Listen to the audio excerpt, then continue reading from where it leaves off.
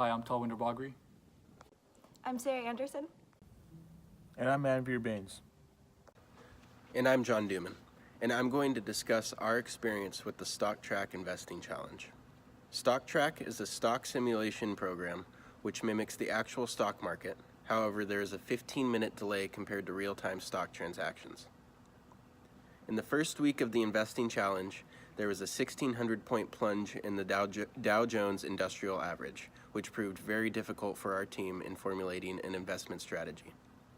No one in our group had any prior knowledge of investing in stocks, so our initial move was to wait the market out until we believed the correction was over and then buy in at the low point.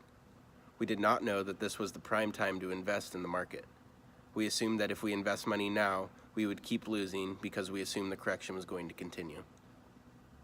Initially, we only bought stocks with household names that we knew of because we believed that they would have the most stable performance in a highly volatile market. We assumed that these companies would do good no matter what, but we were proved wrong very quickly.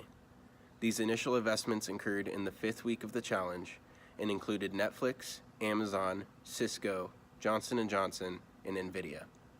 Nvidia was the only company on the list that wasn't a household name, and we chose this because at the time Bitcoin was very popular and this company produced very efficient graphics cards. As soon as we purchased Netflix, the stock plummeted in the following weeks.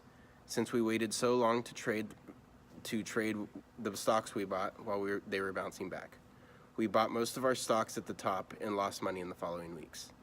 In these weeks, Dr. Shahrokhi gave us a lecture on stock betas. He told us that the stock beta is a sort of ratio which tells us how risky a stock is when compared to the market benchmark, the S&P 500. Stocks with betas more than 1 have a greater risk but yield higher returns, while betas less than 1 have less risk but yield lower returns. The appealing part of this, however, was that stocks with low betas yield less losses in the case of a downward trend in the market. This was the situation that we faced, so we had to make a change in our game plan. We decided to change our strategy because we thought we were behind and we couldn't continue to lose money. So we started to look at stock betas before buying. The beta we looked at was any beta under 1. We started to change our strategy to save the rest of the money that we had, and stocks with a beta of less than 1 lose less money. The con to this, however, is that we would not see any large gains if the market was doing really well. In the first week of April, we had a slight confidence boost as we saw our first payout in dividends. This came in the form of a 33% per share payout on Cisco Systems Inc. stock, totaling $16.50. We then experienced a second dividend payout of 96 cents per share on ABBV stock, totaling $9.60. These were not huge gains, however, it was refreshing to finally earn some money in a declining market. Our portfolio continued to lose money, however, we noticed that our losses were considerably less than they would have been had we continued investing with our first strategy.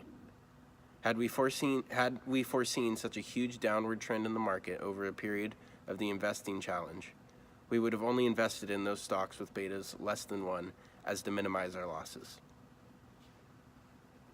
In conclusion, we're very thankful that the stock market plummeted because it taught us a very important lesson about how to minimize losses in times of crisis. Our overall portfolio value finished at negative 2.25% and with a value of around $97,000. While we didn't make money, we consider ourselves to be very successful because we adjusted our strategy to control our losses and managed to maintain majority of our initial portfolio value in a very volatile market. Thank you for listening.